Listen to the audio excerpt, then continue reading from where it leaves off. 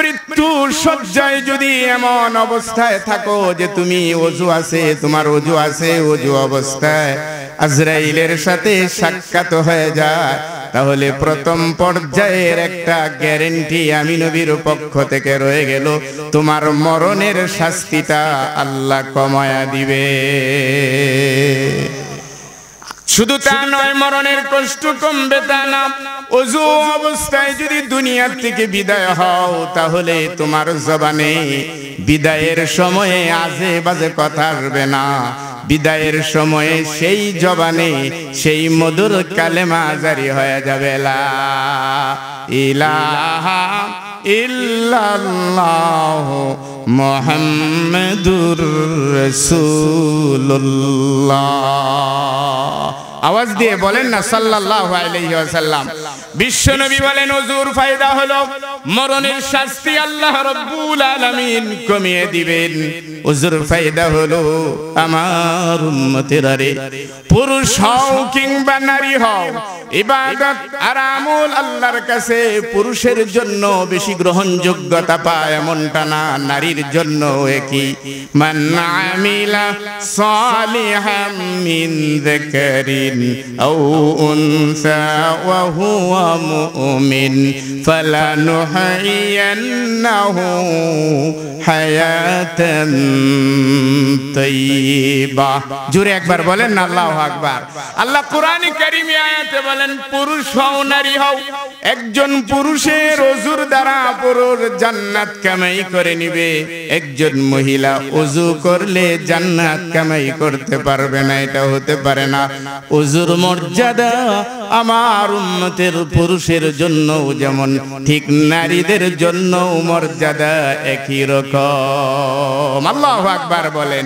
শুধু এটা ওযুর কথা বলা হয়েছে, বাকি সব আমলে নেক আমল পুরুষে করুক আর নারীরা করুক, সবার জন্য সমান।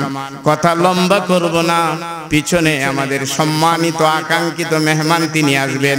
অল্প সময়ের ভিতরে আমার কথাগুলি গুছাতে হবে, তবে আমার কথাগুলি কিন্তু দামি কথাগুলি বলে যাব। আল্লাহর কসম, এই ময়দানের এই কথাগুলি যদি আজকের এই জীবন থেকে একটা যুবক তার পাথেয় বানায় নেয়, মধ্যবয়সীর একটা মানুষ যদি পাথেয় বানায়, যেই বাবাজিরা এখন শুয়ে শুয়ে কবরের স্বপ্ন দেখে বয়সের ভারে নুয়ে পড়েছে, তারাও যদি এই কথাগুলি জীবনের শেষ বেলায় কাজে লাগায়, হতে পারে ঈমানের মৃত্যু তাদের নসিব হয়ে যেতে পারে। আল্লাহর নবী বলেছেন, উম্মতেরা রে আমার, ওযুকে সাধারণ বাবার কোনো সুযোগ নেই। যদি ওযু অবস্থায় মৃত্যু হয়, আজরাইলের থাবা থেকে যত কষ্ট হতো সেই কষ্ট থেকে তুই বাঁচবে। শুধু তা না, কালেমা জবানে জারি হয়ে যাবে। আর আমি নবী সাক্ষী রয়ে গেলাম, আল্লাহ তাআলা ওযু অবস্থায় মরণের কারণে জান্নাতের মেহমান তোদের কবুল করে নিবেন। আরে জোরে বলেন না আল্লাহু আকবার। আরো জোরে বলেন না আল্লাহু আকবার। মেরাজের রাত্রে, রজব মাস, মেরাজের মাস চলে, রজবের এই চাঁদে আল্লাহর নবী মেরাজে যাওয়ার পরে জান্নাত যখন দেখতে গেলেন, জান্নাত দেখার সময় নবীজি আমার একা, জিবরাইল নাই। নবীজিকে জান্নাতে ছেড়ে দেওয়ার পরে সেই জান্নাতের সৌন্দর্য উপভোগ করেন আর ঘুরেন, ঘুরেন এদিক ঘুরেন সেদিক ঘুরেন, কিন্তু কে জানি রে নবীর পিছনে পিছনে, নবীর পিছনে পিছনে চলে। নবী কান পেতে শুনলেন, নবী কান পেতে শুনলেন, এই জান্নাতে তো আর কেউ আসতে পারে নাই। পৃথিবীর কোন নবীর এই সুযোগ দেয়া হয় নাই, কোন মানুষ এই সুযোগ পায় নাই। আল্লাহ পাক আমাকে জান্নাতে ছেড়ে দিয়েছেন, এই জান্নাতে আমি ছাড়া আর তো কেউ থাকার কথা না, কিন্তু কে জানি রে আমার পিছনে পিছনে হাঁটে। খরমের আওয়াজ মনে হয় আমার বেলালের খরমের আওয়াজের মতন মনে হয়। নবী আমার জানতে চাইলেন, কে রে এই জান্নাতে আমার সাথে ভাইরা আমার, বাবাজিরা আমার, জানিয়ে দেওয়া হলো রাহমাতুল লিল আলামিন এই জান্নাতে আপনি যার কদমের আওয়াজ আপনার কানে পেয়েছেন, যার খরমের খটখটানির আওয়াজ আপনার কানে বাজে, এই আওয়াজ পৃথিবীর অন্য কোনো মানুষের নয়, এই আওয়াজ হলো হযরতে বেলালের আওয়াজ। আল্লাহু আকবার বলেন না জোরে। নবীজি আমার পাগলের মতন হয়ে গেলেন, যেই বেলাল জমিনের উপরে জান্নাতের সার্টিফিকেট না পেলেও 10 জনের ভিতরে বেলাল নাই, কিন্তু সেই জান্নাতে ঢোকার পরে আমি সর্বপ্রথম বেলালের খরমের আওয়াজ আমি শুনতে পাই। আরে দুনিয়ার মানুষের কাছে কত অবহেলিত ছিল আমার বেলাল, অথচ জান্নাতে কত মর্যাদার অধিকারী আল্লাহ বেলাল রে বানায়া দিলে। নবীজি মেরাজ থেকে ফিরে আসার পরে বেলালকে সম্বোধন করে বললেন, বেলাল রে, এমন কি আমল তোমার ভিতরে আছে যে আমলের বিনিময়ে জান্নাতের ময়দানে বেলাল আমি তোমার খরমের আওয়াজ পেয়েছি? বেলাল বলে, হুজুর আমার বিশেষ কি আমল থাকতে পারে ইয়া রাসূলুল্লাহ, কে না কে আপনার দরবারে পড়ে থাকি, যা শিখান আমি তাই শিখি, যাই বলেন তাই তো আমি করি, আমার বিশেষ কোনো আমল নাই। নবীজি আমার বলেন, না রে বেলাল, তোর বিশেষ কোনো আমাল অবশ্যই রয়েছে, যদি না থাকতো তাহলে জান্নাতে আবু বকর আর উমর যারা দুনিয়ার জমিনে বসে জান্নাতের সার্টিফিকেট গুলি আমি নবীজির মাধ্যমে আদায় করে নিল, তাদের জান্নাতে দেখা হলো না রে বেলাল। জান্নাতে দেখা হয়েছে তোর সাথে, নিঃসন্দেহে তোর ভিতরে কোনো না কোনো একটা আমাল আছে। আল্লাহু আকবার বলেন। নবী এই কথা শোনার পরে বেলাল এবার চোখের পানি ছেড়ে দিয়ে বললেন, হুজুর কি আর আমল করব, আমার বাড়ি নেই, গাড়ি নেই, ধন নেই, জন নাই, মক্কা মদিনার জমিনে আমি বড় অসহায়। ইয়া রাসূলুল্লাহ, ইয়া হাবিবাল্লাহ, আমি কি দান করে জান্নাতে যাওয়ার সুযোগ আমি বেলালের আছে? আমার তো এমন কিছুই নেই, কোনো ক্ষমতাও আমার কাছে নেই। কিন্তু নবী হে, যেই দিন আপনি ওযুর আলোচনা করেছিলেন সেই দিন থেকে আমি বেলাল আজও পর্যন্ত মুহূর্তকালের জন্য বেওযু থাকি নাই। আর জোরে বলেন না আল্লাহু আকবার। কি বলো বেলাল, সেই ওযুর ওয়াজ আমি নবী করেছি কত আগে, তারপরে থেকে একবার তুমি বেওযু থাকো নাই? বেলাল বলে, আল্লাহর কসম রে নবী, যখনই ওযু চলে গেছে তখন সর্বপ্রথম আগে আমি ওযু করে নিয়েছিলাম। আবার নবী, বিশ্ব নবী রাহমাতুল লিল আলামিন বুঝে ফেললেন বেলালের এই মর্যাদা, যদিও আমার উম্মতের কাছে ওযুর মর্যাদা নাই, কিন্তু আমি আমার আল্লাহর কাছে ওযুর মর্যাদা রয়েছে। আল্লাহর নবী বলে দিলেন, নিঃসন্দেহে বেলাল রে, এই ওযুর কারণেই তোমার এই মর্যাদা তোমার মালিক বৃদ্ধি করে দিয়েছে। কি মনে করেছে? অথচ সেই ওযুর বয়ে আজ কত যুবক, কত বৃদ্ধ, কত মা, কত বোন, কত ভাইয়েরা আমার, বাবাজিরা আমার ওযুর বয়ে পর্যন্ত ফজরের নামাজ আদায় করছে না। আছে না এরকম মানুষ? আছে না নাই? আপনাদের এলাকায় নাও থাকতে পারে, আলেম উলামাদের এলাকা নাও থাকতে পারে, কিন্তু ঢাকা শহরেও দেখা যায় সালাতু খায়রুম মিনান নাওম। মুয়াজ্জিন আযান দিচ্ছে কত সুন্দর করে, মসজিদ কত সুন্দর করে, কত টাকা পয়সা খরচ করে মসজিদ বানানো হলো, দেখা গেল সেই কোটি কয়েকজন মানুষই কেবল ওযুটা করে মসজিদে ঢুকতে পেরেছে, বাকিগুলি কানে তুলা দিয়া, নাকে তেল দিয়া নাক ডেকে ডেকে ঘুমাইতেছে। আছে না নাই? যথেষ্ট পরিমাণে রয়েছে। বন্ধুরা আমার, বাবাজিরা আমার, এজন্য আল্লাহ রাব্বুল আলামিন এই জমিনে নবীকে সবচেয়ে বড় দাওয়াত যেটার কথা দিতে বলেছিলেন নবীরে, আপনার উম্মতকে আপনি নামাজি বানান, নামাজি বানান, নামাজি বানান। কারণ উম্মত যদি নামাজি না হয় তাহলে সেই উম্মতের দ্বারা ভালো কাজ করা কখনো সম্ভব হবে না। কথা বলুন ঠিক কিনা? আজকে যদি আমাদের সব নামাজি হতো, ছেলে মেয়ে বাবা মা স্বামী স্ত্রী সবই যদি নামাজি হতো, তাহলে ঘরটা সুন্দর হতো কি হতো না বলেন তো? ঘরের ভিতরে শান্তি থাকতো কি থাকতো না? শান্তি দিয়ে ভরপুর হয়ে যেত। কিন্তু এখন ঘরে ঘরে অশান্তি কেন? বাবাও নামাজ পড়ে না, মাও নামাজ পড়ে না, স্বামীও পড়ে না, স্ত্রীও পড়ে না, সন্তানরাও পড়ে না। নামাজের দরকার আছে না নাই? বলেন, জুড়ে বলেন, আছে না নাই? ওয়াজ সারা জীবন শুনবেন, আমি বক্তা সারা জীবন যদি ওয়াজ করি, নামাজের যদি পাবন্দি না থাকে, আল্লাহর কসম এই বক্তার এই শ্রোতা একটা আল্লাহর জান্নাতে ঢুকতে পারবে না। নামাজ নামাজ এখন নামাজের দাওয়াত নাই, নামাজের দাওয়াত নাই বিধায় আজ মানুষগুলি ধীরে ধীরে বেনামাজি হয়ে যাচ্ছে। নামাজের দাওয়াত তো বাবার পক্ষ থেকে সন্তানের দেওয়ার দরকার ছিল, স্বামীর পক্ষ থেকে তার স্ত্রীকে সর্বপ্রথম নামাজের দাওয়াত দেওয়ার দরকার ছিল। ছিল কি ছিল না? নেতার পক্ষ থেকে তার কর্মীদের আগে দরকার ছিল নামাজের দাওয়াত দেওয়া। কথা বলুন ঠিক কিনা? কয়জন নেতা এরকম পাইছেন যে তার অনুসারীদের খালি নামাজের দাওয়াত দেয়? আসেনি? জোরে বলেন না, আসেনি? নাই। নামাজের কথা কই শুনেন?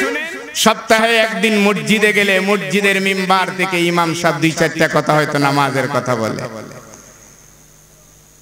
সপ্তাহে একদিন এই কথা শুনে আপনার কতটা ফায়দা হবে? বছরে একবার মাহফিল হয়েছে, একদিন শুনবেন, এটা তো থাকে না, এটা তো প্রতিনিয়ত প্রতিদিন এই কথাটা বলার দরকার ছিল প্রত্যেকটা গার্ডিয়ানের। কথা বলুন ঠিক কিনা? নাই। বাংলাদেশ মুসলিম একটা রাষ্ট্র, এদেশের নাগরিক, এদেশের জনগণ, এদেশের ইসলামের পার্সেন্ট হলো, ইসলামের পার্সেন্টেজ হলো যেখানে 95% মুসলমানের দেশ।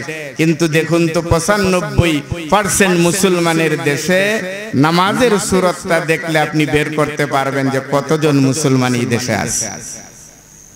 খারাপ লাগতেছে আপনাদের কাছে যে হুজুর নামাজের কথা বললে তো খারাপই লাগবে? কারণ এইটা বললে আমাদের কাছে খারাপই লাগে, কারণ এটা পড়ি না যেহেতু। পড়ি না যেহেতু দেশে আজ মারামারি, হানাহানি, কাটাকাটি কি নিয়ে হয় বলুন তো? কি নিয়ে হচ্ছে? দুনিয়া নিয়ে হচ্ছে। আজ মারামারি কাটাকাটি যেটার জন্য হওয়া দরকার ছিল, সন্তান তার বাবাকে দাওয়াত দেওয়ার কথা ছিল, বাবা তার সন্তানকে মৃদু মেরে হলেও তার সন্তানকে নামাজি বানানোর কথা ছিল, স্বামী তার স্ত্রীকে নামাজি বানানোর কথা ছিল, কিন্তু হচ্ছে না। কেউ নামাজের দাওয়াত কেউ রে দেন।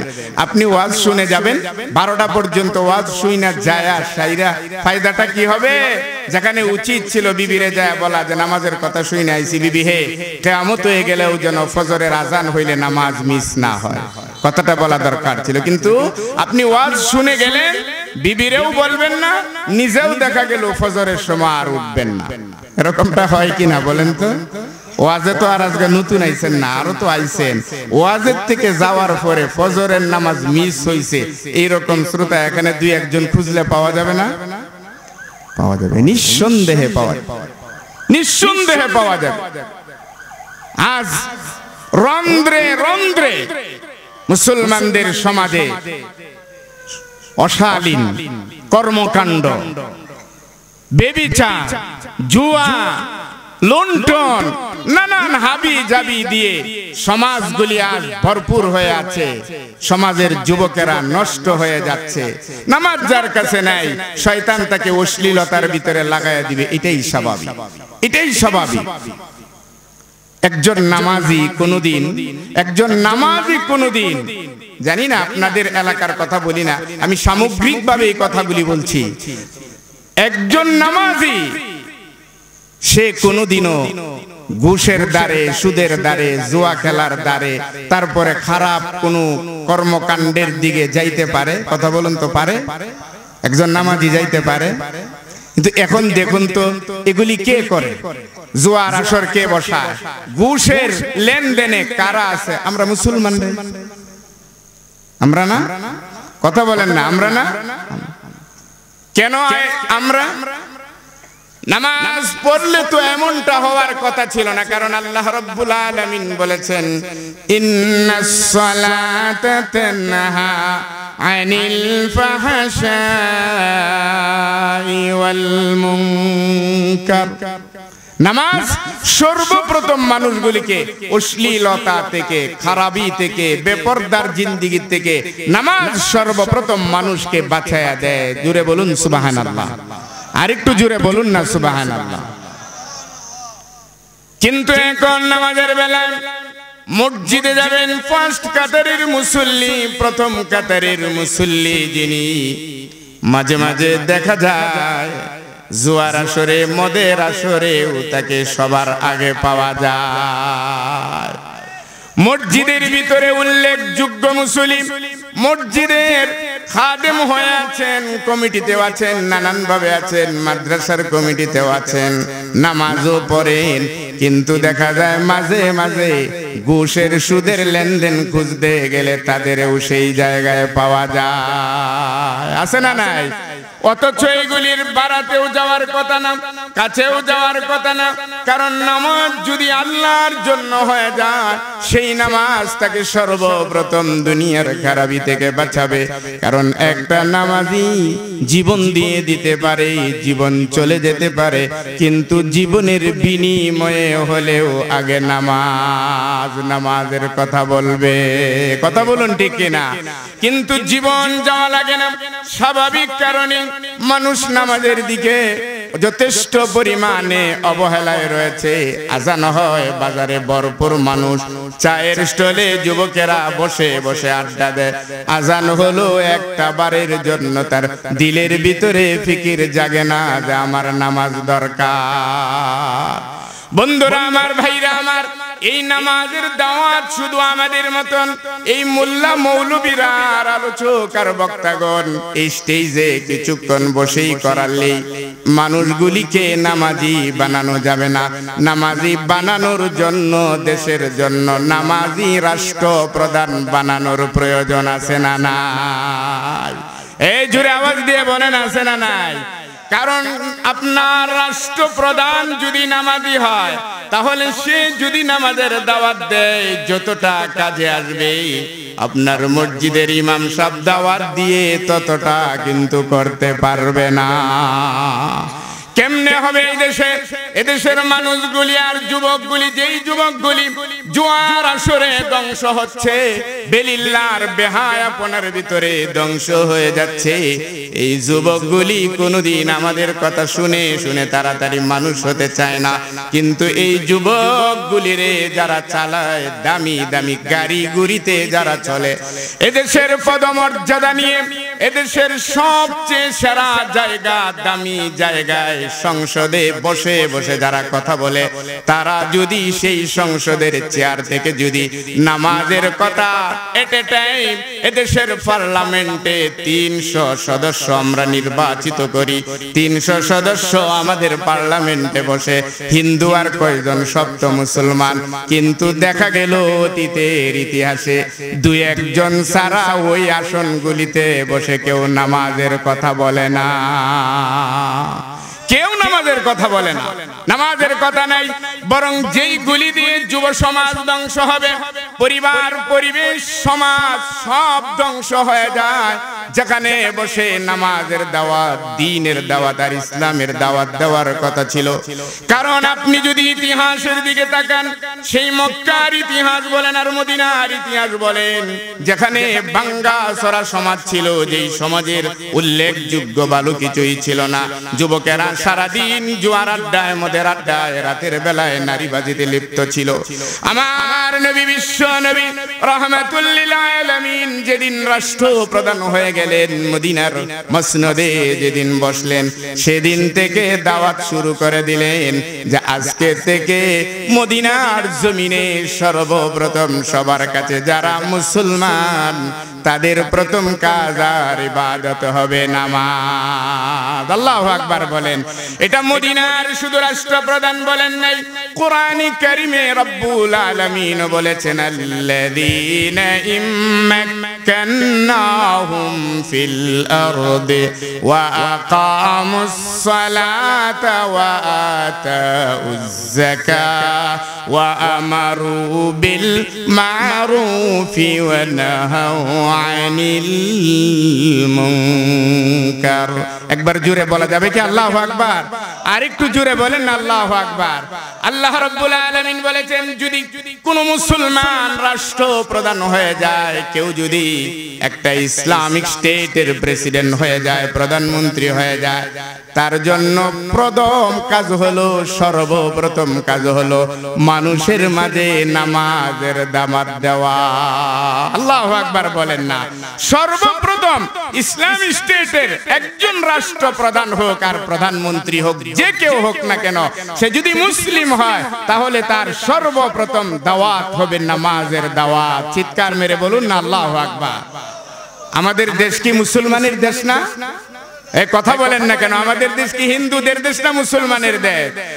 আমরা মুসলমান, কিন্তু হিন্দুদের শাসনে, হিন্দুদের আদর যত্ন করতে করতে আমাদের অন্তরটা এখন হিন্দুয়ানা দিয়ে ভরে গেছে। কথা বলুন ঠিক কিনা? যেই কারণে হিন্দু রীতিরীতি, আপনি মাহফিলে লোক পান না, তারপরে মসজিদে লোক পান না। এদেশের হিন্দুদের অনুষ্ঠানগুলি, বৌদ্ধ খ্রিস্টানদের অনুষ্ঠানগুলিতে ঘুরে ঘুরে দেখুন না, মুসলমানের কোনো অভাব নেই, মুসলমান দিয়ে ভরপুর। কেন হয়? কারণ আমার দেশ মুসলিম, আমার দেশের সব নেতাগুলি মুসলমান, অথচ সংসদে বসে যেখানে নামাজের কথা বলা দরকার ছিল, সেই জায়গায় নামাজের দাওয়াত না দিয়ে সেই সংসদের মতন জায়গায় বসে মদের লাইসেন্স দেয়, জুয়ার লাইসেন্স দেয় আমার এই দেশের ভিতরে।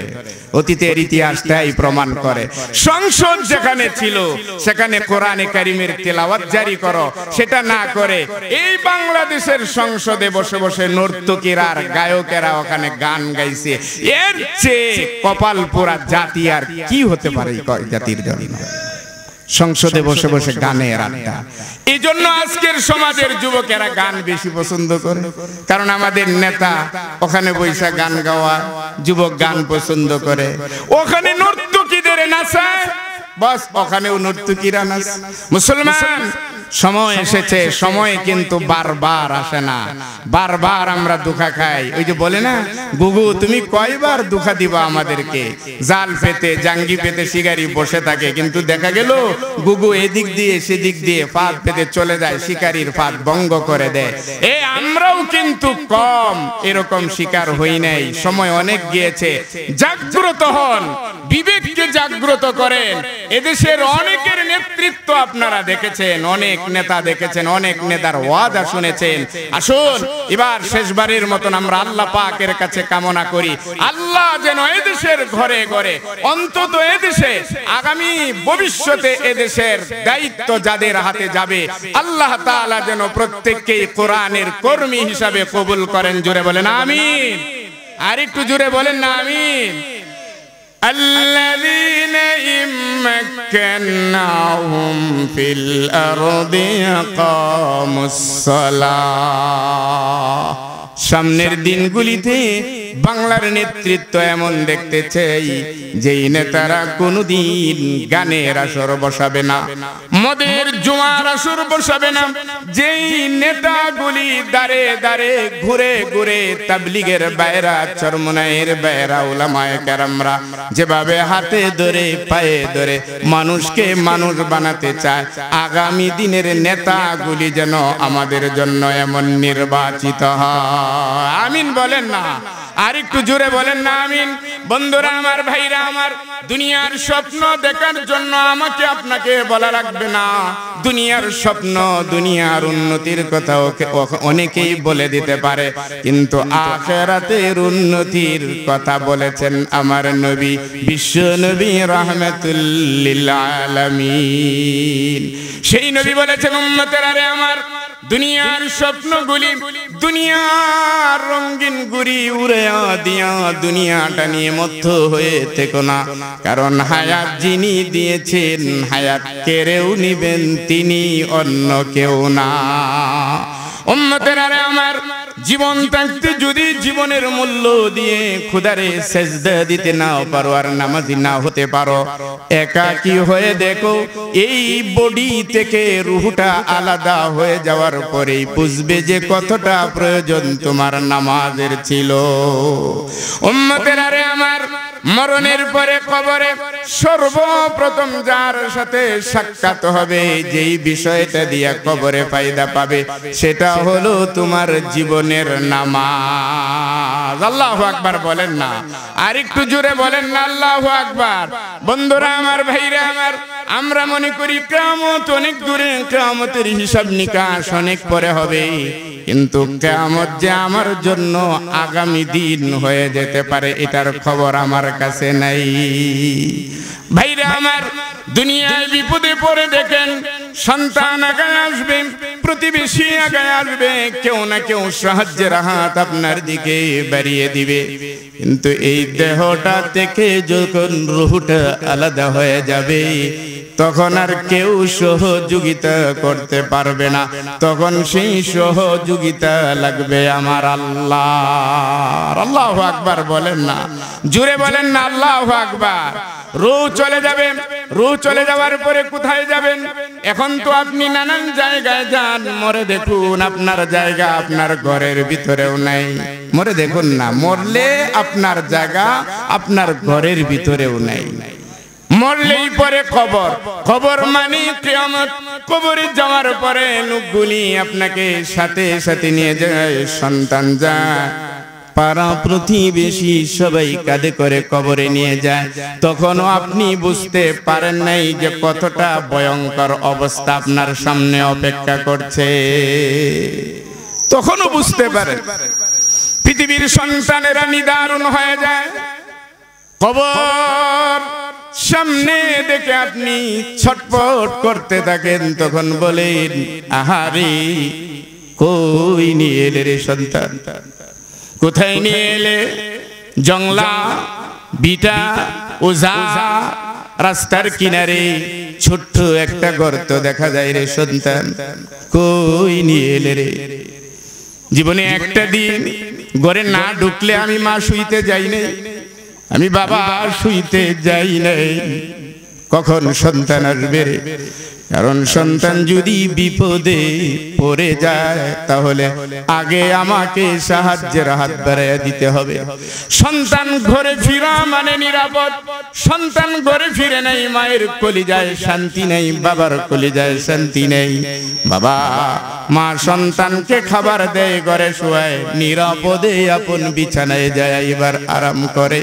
সন্তান ঘরে ফিরা পর্যন্ত মায়ের কোনো শান্তি নেই।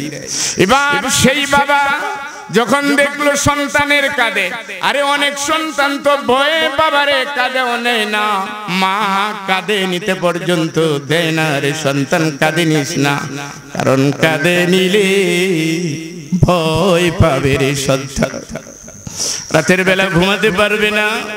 লাশ তোর কাঁদে আমি মা দেখতে চাই না, পাড়া প্রতিবেশীদের কাঁদে উঠাইয়া দেয়। বাবা কবরের কিনারে যায় বারবার আহাজারি করে আর রুনাজারি করে, সন্তান রে কই রাখবে রে? আবার এই যে ছোট্ট কুঠুরি, এই যে ঘর, এই ঘরে আমি কেমনে থাকবো? আমার আন্দাজ দে। এই ঘরে কেউ নাই, বাতি নাই, সাথী নেই, কেউ নাই রে।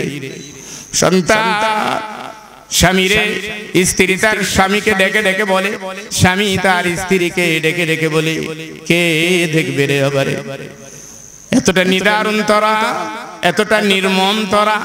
দুনিয়ায় যত গান জড়াইছি সব তো তোদের জন্য জড়াইছি, দুনিয়ার সব কাটুনি তোদের জন্য ছিল, কেমনে আজ এই কবরের ভিতরে আবার দিয়ে দেই? নবী আমার রাহমাতুল লিল আলামিন বলেন, কবরের এই বিভীষিকাময় চিত্রগুলি জেনে বুঝে আমার সাহাবীরা পর্যন্ত পাগল বানিয়ে ফেলেছে। আমার ঘরের বিবিরা পর্যন্ত আমাকে কবরের ব্যাপারে পাগল বানাইছে। কেমনে নামাজ না পইরা ঘুমা, কেমনে তোর মালিকের না নিয়া ঘুমা। এশারের নামাজ পড়ে বিছানায় যাওয়া মানে মালিকের শান্তি আর মালিকের সাহায্য নিয়ে বিছানায় যাওয়া। এশারের নামাজ না পড়ে বিছানায় গেলে সেই বিছানায় আল্লাহ পাকের পক্ষ থেকে সাহায্য থাকে না, বরং সারাটা রাত্রের জন্য শয়তান আমার সাথী হয়ে যায়। আমার নবী বলেন, আমার উম্মতেরা যদি সেই কবরের ভয় তোর ভিতরে থাকে, যেই কবরে কেউ যাবে না, কাউরে পাবে না, ধরেও রাখতে পারবে না, উম্মতেরা রে সেজদা দে আমার মালিকের কুদরতি পায়ে। কারণ তুই যখন মালিকের কুদরতি পায়ে সেজদা দে, আমার আল্লাহর কুদরতি হাতটা একজন সেজদাকারীর পিঠের উপরে আস্তে করে বুলাইতে থাকে আর বলতে থাকে, আমার বান্দারে বান্দিরে, কত আমার বান্দা বান্দি ঘুরে কিছুই করে না, তুই আমার কুদরতি পায়ে সেজদা দে। আমি তোর পিঠের উপরে কুদরতের হাত বুলাইয়া বুলাইয়া বললাম, এই সেজদার বিনিময়ে কবরের জিন্দেগিতে কোনোদিন কষ্ট দিব না রে, কোনোদিন দিব না। আল্লাহ রাব্বুল আলামিন কুদরতি হাত দিয়া দিয়া ভুলাইয়া ভুলাইয়া সেজদার ভিতরে যখন আপনি বলেন সুবহানা রাব্বিয়াল আ'লা, সুবহানা রাব্বিয়াল আ'লা, আমার মালিক ডাক দিয়া বলে, ফেরেশতারা রে দেখ রে, আমার বান্দা দুনিয়ার কাউরে বড় মনে করে নেই, কোনো বড় তারে আটকায়া রাখতে পারে নাই। সময় মতো আমার ঘরে আইসা অথবা জমিনের যেই কোনো জায়গায় দাঁড়ায়া আমার কুদরতি পায়ে আমার বান্দা সেজদা দিয়া দিয়া আমারে বড় বলে, বড় বলে, বড় বলে, বারবার বলে, সাক্ষী থাক যে আমারে আমার কুদরতি পায়ে সেজদা দিয়া বড় বলে আমার এই বান্দা বান্দিরে মাটির নিচে নিয়া কবরে কষ্ট দিব, এটা কখনো হবে না। আল্লাহু আকবার বলেন না। এজন্য ভাইরা আমার, যখন আপনার লাশ কবরের কিনারে পৌঁছানো হয়, আপনার কান্নাকাটি দেখে তখন সব বিমূর্ষ হয়ে যায়, আর আপনিও তখন একা একা হয়ে যান, সব চলে যায়। কবরের মাঝে রেখে দেওয়ার পরে বাবাজিরে, যুবক ভাইয়েরা রে আমার, মা বোনেরা রে আমার, জীবনে যদি নামাজ প্রতিষ্ঠিত করে থাকেন, কবরের মুখ, কবরের দরওয়াজা সন্তান মাটি দিয়ে বন্ধ করে দিবে। আমার হাবিব বলে, এত অন্ধকারের পরেও নামাজ তোমার কবরটাতে আলোকিত করে দিবে, আলো হয়ে যাবে। আপনি প্রথম পাওয়াটাই পাবেন, নামাজের পাওয়া, খুশি হয়ে যাবেন। চিরে এই মাটির ঘর কে আলো দিয়ে ভরে দিল?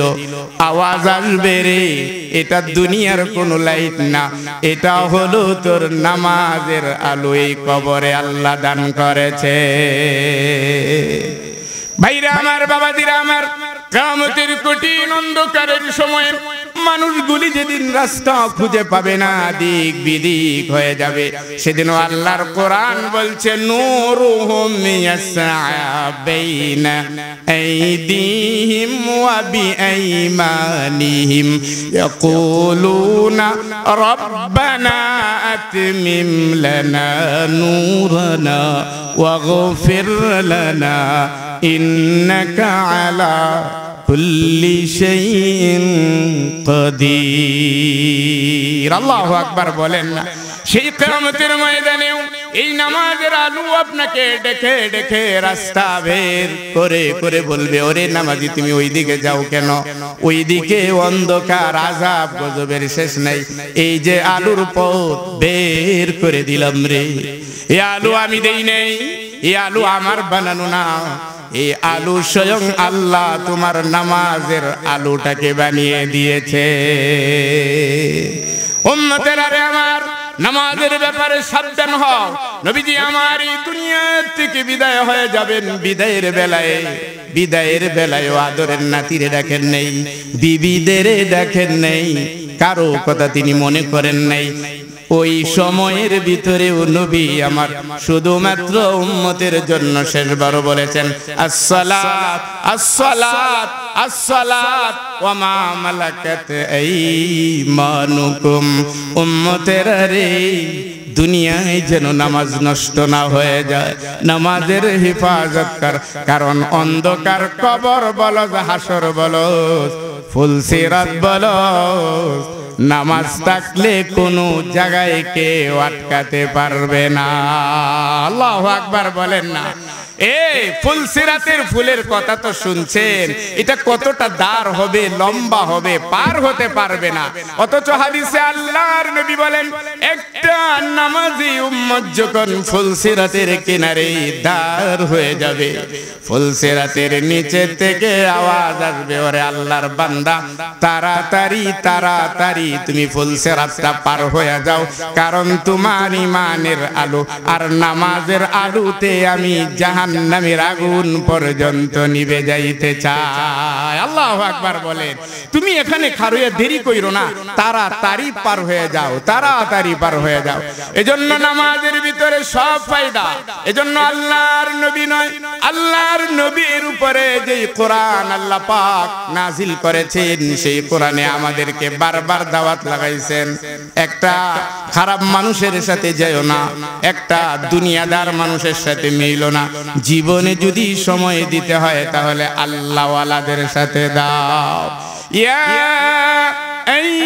আইয়ুহাল্লাযীনা আমানু রুকউ ওয়াসজুদু ওয়া'বুদু রাব্বাকুম ওয়াফআলুল খায়রা লাআল্লাকুম তুফলিহুন। আল্লাহু আকবার বলেন না, আর একটু জোরে বলেন না আল্লাহু আকবার। এজন্য ভাইরা আমার, বাবাজিরা আমার, নামাজ তো পড়ছি, নামাজে মজা পাচ্ছি না, নামাজে মজা পাচ্ছি না। মজা না পাওয়ার কারণে একটা পড়ি আরেকটা পড়ি না, সময় একটা অসময়ে। অথচ নামাজগুলি আমার মতন করে পড়লে তো আর হবে না, নাকি হবে? কথা বলেন, হবে? ইন্নাস সালাতা কানাত আলাল মুমিনিনা কিতাবাম মাওকুতা। আল্লাহু আকবার বলেন। আল্লাহ পাক বলেছেন নামাজের ব্যাপারে, নামাজকে নামাজের সময়ে খুব হেফাজত করে সুন্দর করে নামাজ আদায় কর। নামাজের ফায়দাটা কি কথা বলি, আমি শেষ করছি। সারাটা দিন ঘুরে ঘুরে নামাজগুলি 5 বার দেওয়ার কারণ হলো, ফজরের নামাজ যখন বান্দা আদায় করে, জোহরের আগে বান্দা ভুল করে না, গুনাহ করে না, এমনটা হতেই পারে না। এই জোহরের আগে বান্দা যতবার অন্যায় আর বিচার করে ফেলে আর ভুল করে ফেলে, জোহরের আজান হয়ে যাওয়ার পরে যখন আবার যখন জোহরের নামাজে দাঁড়ায় যায়, আমার আল্লাহ তখন ডাক দিয়া বলেন, এই ফজর আর জোহরের মধ্যবর্তী সময়ে বান্দা যা অন্যায় করে ফেলেছে, আমি আল্লাহ নামাজের খাতিরে মাফ করে দিলাম। আরে জোরে কর না আল্লাহু আকবার। আছে না নাই এরকম গুনাহ আমাদের অহরহ? এজন্য 5টা বার 5টা ওয়াক্ত নামাজ ঘুরে ফিরে, এক নামাজ থেকে আরেক নামাজ, এক জুমা থেকে আরেক জুমা, এক রমজান থেকে আরেক রমজান পর্যন্ত বান্দার এই সুযোগগুলি আল্লাহ পাক দিয়ে রেখেছেন যেন বান্দা ক্ষমা চেয়ে নিতে পারে। আল্লাহু আকবার বলেন। অথচ আমার ফজরও গেল, জোহরও গেল, আসরও গেল, মাগরিবও গেল, এশাও গেল, কি লাভ হবে আমার? জীবনের সব বাদ দেন ভাইরা আমার, আজকের থেকে নামাজ ধরেন। কারণ কবরে যাওয়ার পরে সর্বপ্রথম, আহারে আজকে এই যে এশারের নামাজ পড়েছেন, ফায়দাটা কি? এশারের নামাজ পড়েছেন, ফজরের আগে আগে আমাদের মরণ হতে পারে কি পারে না বলেন তো? পারে কি পারে না? ফজরের আগে মরে যেতে পারি, ফজরের আগেই প্যাকেট হয়ে যেতে পারি, ফজরের আগেই নিজের আপন জায়গায় কবরে চলে যেতে পারি। আমার মাওলা কতটা দয়ালু, আমার হাবিব আমাদেরকে অভয় দিয়ে গেছেন, এইভাবে করতে থাক, আমল করতে থাক। এর আগের নামাজগুলি অনেকটি হয়তো মিস হয়েছে। ফজরের আগে যখন কবর হয়ে যাবে, বান্দার জন্য একটা গনিমত আর একটা শুকরের ব্যাপার হলো, সুসংবাদ হলো, ফজরের আগে কবরে ঢোকার পরে সর্বপ্রথম বলা হবে তার এশারের নামাজের খবরটা লইয়া দে। যদি খবর হয়ে যায় মাওলা যেই বান্দারে কবরে শুয়াইলাম অতীতের বহুত নামাজ এমন তার মিস হয়ে আছে, কিন্তু আজকে এশারের নামাজটা ঘুমাতে যাওয়ার আগে এই কবরের বয়ে জাহান্নামের বয়ে আপনার বান্দা এশারের নামাজটা আদায় করেছিল। আমার আল্লাহ তখন আওয়াজ দিয়ে বলেন, ফেরেশতারা রে, পূর্বের হিসাব নিকাশ বাদ দিলাম, যেহেতু এশার পাওয়া গেছে আমার বান্দা বান্দির কবরে আর কষ্ট দেয়া যাবে না, আর কষ্ট দেয়া যাবে না। ফজর বললেন, জোহরের আগে চলে গেলেন, সর্বপ্রথমেই হিসাবটাই হবে, কবরেও হবে, কিয়ামতের ময়দানেও হবে। ইন্না আউওয়ালা মা ইউহাসাবু বিহি ইয়াউমাল কিয়ামাতি আস-সালাত। কিয়ামতের কঠিন মুসিবতের দিনেও আল্লাহ রাব্বুল আলামিন যেদিন ওই বিচারকের আসনে বসে পড়বেন, সেই দিন সর্বপ্রথম বান্দার নামাজের হিসাব খোলা হবে। নামাজ নামাজ নামাজ ঠিক তো সবই ঠিক হয়ে গেছে, আর এই নামাজ ঠিক করতে গেলে ভাইরা আমার নামাজের ভিতরে খুব নীরবতা লাগবে। নামাজের আগে ওযুকে কমপ্লিট করতে হবে। কমপ্লিট নামাজ যদি আদায় করতে চান, যেই নামাজ আপনাকে জুয়ার আসর থেকে বাঁচাবে। আজ বাবারা মায়েরা চোখের পানি ছেড়ে ছেড়ে কাঁদে। একটা যুবক টকবগে যুবক সারাদিন রিকশা চালায়, ভ্যান চালায়, যা কামায়, সন্ধ্যার পরে জুয়ার আসরে বসে সব শেষ করে দেয়। ওইদিকে স্ত্রী উপবাস, সন্তানরা উপবাস। একটা যুবক সারাদিন কি করেছে আর না করেছে জানি না, রাতের অন্ধকার যখন নেমে আসে তখনই মদের আসরে বসে যায়, গানের আসরে বসে যায়। আর যেই যুবক জুয়ায় বসে, গানের আসরে বসে, এরা তো শয়তানের সাথে সম্পৃক্ত। এই সন্তানগুলি তখন মা বাবারে আর দুনিয়াতে শান্তি দিতে পারে না। অসহ জ্বালা যন্ত্রণা, প্রত্যেকটা ঘর আজ পরিপূর্ণ হয়ে গেছে। কারণ হলো ঘরে নামাজ নাই। আগামী দিন থেকে আমার ঘরে নামাজ চালু হওয়ার জন্য চেষ্টা করব, এই নিয়তটা অন্তত কার কার আছে দুইটা হাত উঠায় দেখাই। আল্লাহু আকবার, আল্লাহু আকবার। ভাইরা আমার, ঘরের ভিতরে নামাজ, যাই নামাজের দরকার আছে না নাই? একটু আওয়াজ দিয়ে বলেন, আছে না নাই? আগে এক জায়গা থেকে আরেক জায়গায় গেলে, ঘরে যায় মেহমান গেলে, আমার নানা নানির কথা বলি, দাদা দাদির কথা বলি, আগের যুগের এই যে বাবাজিরা আমার অনেক সামনে বসে আছেন, এক জায়গা থেকে আরেক জায়গায় গেলে আগে খোঁজাখুঁজি করতো যে ঘরে নামাজের জায়গা আছে কিনা। কি বলুন, ঠিক কিনা? ঘরে নামাজের জায়গা আছে কিনা। আর এখনকার অবস্থাটা হলো, এক জায়গা থেকে আরেক ঘরে গেলেই খবর নেই ঘরে ওয়াইফাই আছে কিনা। ঘরে ওয়াইফাই আছে কিনা? ওয়াইফাই বুঝেননি আপনারা? বুঝার তো কথা, এখন তো গ্রামেও এটা ভরা ওয়াইফাই। আগেই যায় খুঁজে ওয়াইফাই আছে কিনা। ওয়াইফাই মানে কি?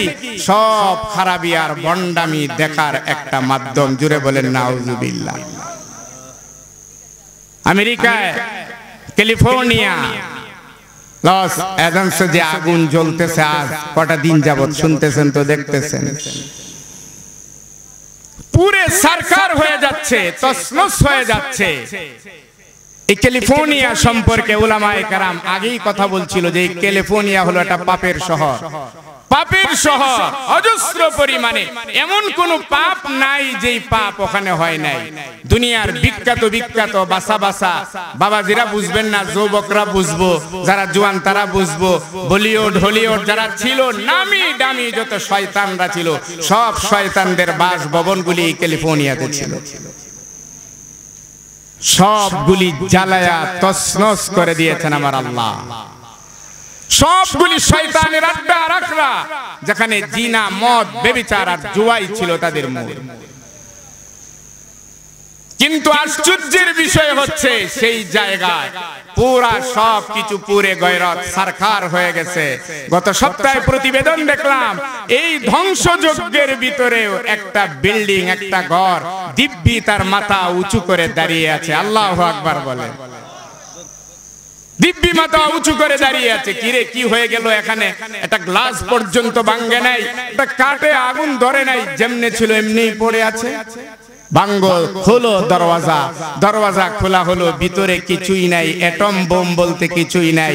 পাওয়া গেছে একটা কোরআন আর পাওয়া গেছে একটা জায়নামাজ। চিৎকার মেরে বলুন আল্লাহু আকবার। একটা জায়নামাজ আর হলো একটা কোরআন। জায়নামাজ আর কোরআনের খাতিরে আল্লাহ পাক বাঁচিয়ে দিয়েছেন। হুজুর চলে আসছেন মঞ্চে, আমি আর আমার কথাকে দীর্ঘায়িত করব না।